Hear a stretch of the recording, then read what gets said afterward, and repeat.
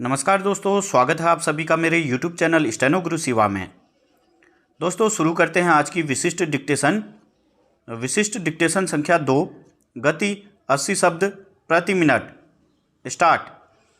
महोदय, यह बहुत प्रसन्नता की बात होती यदि माननीय राष्ट्रपति जी की जो भावनाएं थी उसी के अनुकूल यह सरकार आचरण करती और तब हम धन्यवाद के प्रस्ताव पर यहाँ पर अपनी सहमति देते। हमारे राष्ट्रपति जी विवाद के विषय नहीं, हम उनका सम्मान करते हैं, लेकिन सामान्यतः प्रजातंत्र में यह कसौटी है कि जो कुछ राष्ट्रपति जी कहते हैं वह राजतंत्र की एक सामान्य नीति है जो कि अगले वर्षों में बरती जाएगी। इसलिए उसका विवाद के लिए आना और इस पर विवाद में पड़ना एक आवश्यक अंग है।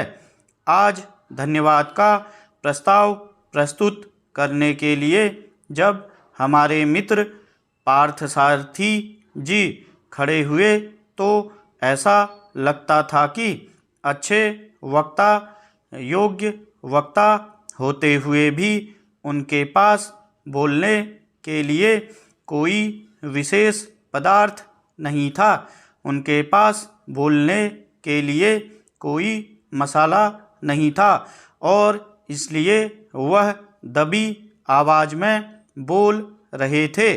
हमारे कांग्रेसी मित्रों को याद होगा कि एक बार सुभाष चंद्र जी में और गांधी जी में टक्कर हुई, विचारधारा में टक्कर हुई और त्रिपुरा कांग्रेस में जब सुभाष बाबू ने एक प्रस्ताव रखा था तब उस प्रस्ताव के विषय में बोलते हुए श्री जवाहरलाल नेहरू और खान अब्दुल गफ्फार खां ने यह बताया था कि पूरा प्रस्ताव पढ़ने के बाद मैं इस परिणाम पर पहुंचा कि इस प्रस्ताव में कुछ भी नहीं है, केवल शब्द हैं, शब्द हैं, शब्द हैं। और इसी तरह से आज 30 वर्ष के पश्चात इस अभिभाषण को पढ़ने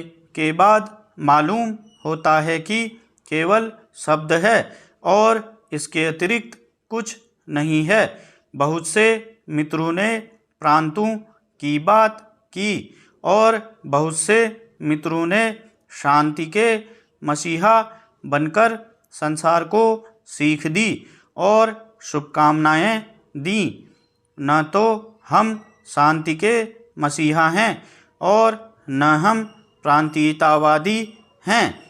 जो हमारे देश में घटनाएं घट रही हैं उन घटनाओं के सामने हम कितनी प्रगति कर रहे हैं इस पर हम विचार करते हैं।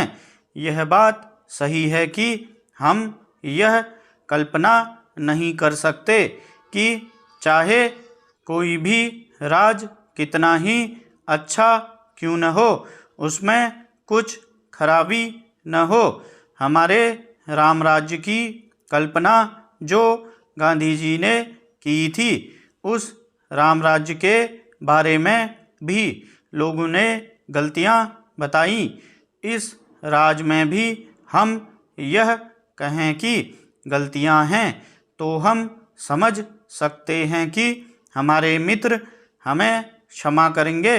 और अगर हम यह कहें कि गांधी जी के राम राज्य की कल्पना को साकार करने के लिए यह जो देश आगे बढ़ा उससे हमको सीख मिल रही है।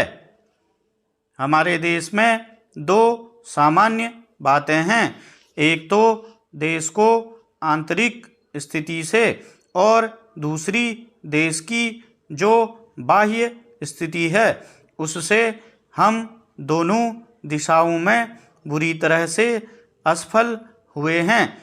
हमारे देश का बाहर जितना सम्मान था उसके बारे में हमारे जो नए मित्र आए होंगे उनके सामने हमें तथ्य प्रस्तुत करने की आवश्यकता नहीं है, लेकिन 1946 में आधा संसार हमें अपना नेता मानने के लिए तैयार था। यह सच है। स्टॉप।